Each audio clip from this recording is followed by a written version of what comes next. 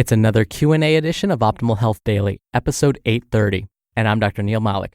Hey there, happy Friday, and welcome to another Q&A edition of Optimal Health Daily, where I answer your health questions related to fitness, diet and nutrition, and lots more. You send me the questions, and I answer them for you. And a big thanks to Iconic, where you can find designer eyewear and contact lenses at the best price. I ordered a pair through Iconic, and this is my favorite pair ever, and the easiest ordering process too, with a really cool try-on tool that I've never seen anywhere before. I'll share more about that after today's reading. Visit iconic.com/OHD. That's EYECONIC.com/OHD to shop for name brand glasses, contacts, and sunglasses. And save money by using the code OHD to get 10% off your entire order. I thank you so much in advance for sending me your questions. If I haven't answered your question yet, I appreciate your patience. I promise I will answer them. As often as I can, I try and use real data when answering your questions. That way, it's not just always my opinion that you're hearing, because frankly, opinions don't always matter. We have to look at what the science says.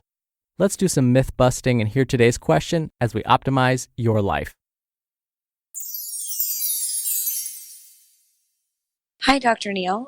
This is Ricky. I had a question about saturated fat.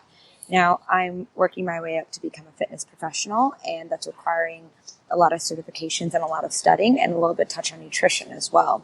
And I'm reading some contradicting information in the nutrition world on saturated fats.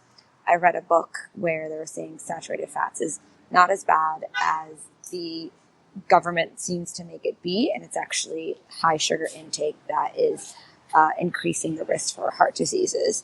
And my current study content actually says that saturated fats are bad, and you want to have a high polyunsaturated fat to saturated fat ratio to keep your cholesterol under control. Can you speak to kind of some of the contradictions between what you've been reading on saturated fats? And if you have an answer once and for all, is it bad for you? Is it okay to consume? Or what are the safe levels to consume? Thank you. Thank you for your question, Ricky. And I wish you all the best as you pursue your path to being a fitness professional.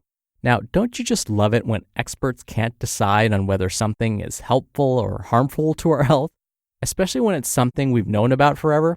I still remember a couple of years ago, Time magazine had a cover article with the title, "Butter is Back!" The article was not really all about butter per se. Instead, butter was used as the poster child for all saturated fats. The author of the article used butter as a springboard to discuss the controversy surrounding the consumption of foods high in saturated fat. The reason this article is burned into my memory is because of a personal experience. A relative of mine read the article and afterward was completely convinced that saturated fat is harmless. This is a true story, I promise. After reading this article, he began eating tablespoons of butter as a snack.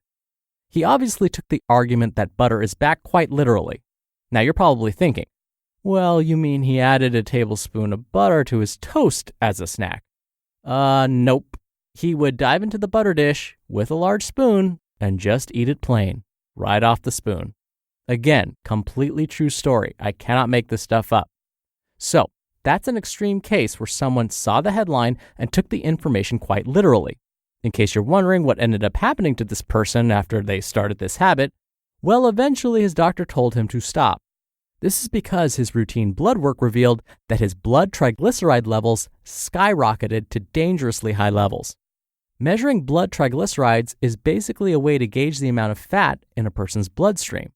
Too much fat, or put another way, too many triglycerides in the blood, can increase a person's risk for having a heart attack or a stroke.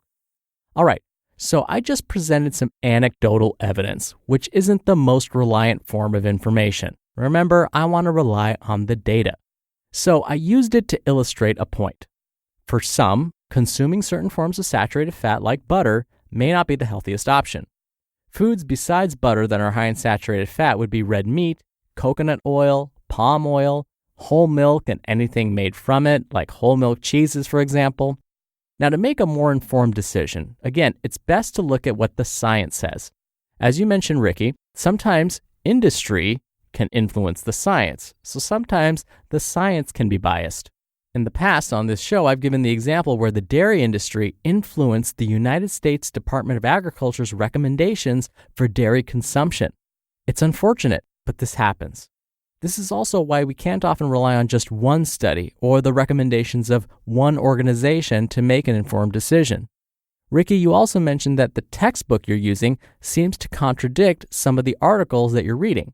That's often because textbooks take so long to write and publish that by the time they end up in your hands, the data presented are already old news. This is especially true when addressing topics like nutrition, where recommendations seemingly change overnight. So, I did some of the legwork for you to try and come up with the best once and for all answer. I tried looking at some of the agencies that aren't supposed to be as biased, that aren't as influenced potentially by industry. One is the Cochrane Review, another is the American Heart Association, and the last is the Harvard School of Public Health.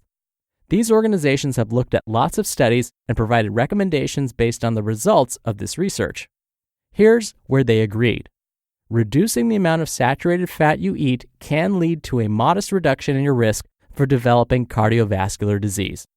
As I've always said, if you're reducing something in your diet, though, you probably need to replace it with something else, otherwise you may feel deprived. Most of these health organizations agree that replacing foods that are high in saturated fat with those that are high in polyunsaturated fats instead may be helpful. Foods that are high in polyunsaturated fats would be foods that are high in like omega-3 fatty acids, like salmon, mackerel, flax seeds, soy, and walnuts. On the other hand, replacing high saturated fat foods with highly refined carbohydrates is not a good idea. But there are still some unanswered questions that the data don't have answers for. We have to keep in mind that when we eat food, we don't eat them in isolation. Unless you're my relative, you're probably not eating saturated fat from a spoon. We often eat foods in combination as part of a meal or snack. So it could be possible that if we eat high saturated fat foods in combination with foods high in nutrients like antioxidants, then maybe we can offset some of the potential harmful effects of the saturated fat we just consumed. So maybe it's overall diet quality that's most important. That's why I can't say that added sugars are the leading cause of disease either. We also don't know whether plant sources of saturated fat are as harmful as animal-based ones. For example, what if my family member licked coconut oil off a spoon instead of butter? Would the effect have been the same? Don't know. So here's the bottom line. It's probably safe to consume less than 20 grams of saturated fat each day from any source, animal or plant. Any more than that, and we may see blood levels of both triglycerides and LDL cholesterol, which is also known as bad cholesterol, increase. When this happens, the risk for cardiovascular diseases like heart attack and stroke also increase. If someone already has high triglyceride or LDL cholesterol levels or has a history of cardiovascular disease, meaning they've already had a heart attack or stroke, it may be best that they consume less than 12 grams of saturated fat each day. Now, to be clear, this means limiting all sources of saturated fat, plant-based or not. In the case of my relative, since their triglyceride levels were high, I would advise them to now aim for the less than 12 grams of saturated fat each day. That means I would discourage snacking on tablespoons of butter or tablespoons of coconut oil. Thanks again to our friends at Iconic. The right pair of prescription glasses or sunglasses is a quick way to switch up your style. If you're looking for contact lenses, you'll find them at Iconic too. I ordered a pair of glasses and loved the entire process. It's my favorite pair ever. I used Iconic's try-on tool to see how the glasses looked on me before ordering, and it worked perfectly. The glasses I got were exactly as expected and arrived fast in a beautiful case. I'm definitely getting my next pair from Iconic and highly recommend them. Visit iconic.com/OHD. That's EYECONIC.com/OHD to shop for quality glasses, contacts, and sunglasses. And save up to $220 with your vision insurance. Don't have insurance? Use code OHD to get 10% off your entire order. Iconic is looking out for your eyes. Thank you again for the question, Ricky. And we're always accepting more questions for the Friday Q&A. Ricky, you're going to be entered into a very small raffle every month to win a book. And if you send one in, you'll also be entered into the raffle. To send me a question, just come by oldpodcast.com/ask, or you can call in your question. The number is 61 I love OHD. Both methods are in this episode's description, which you can find at oldpodcast.com.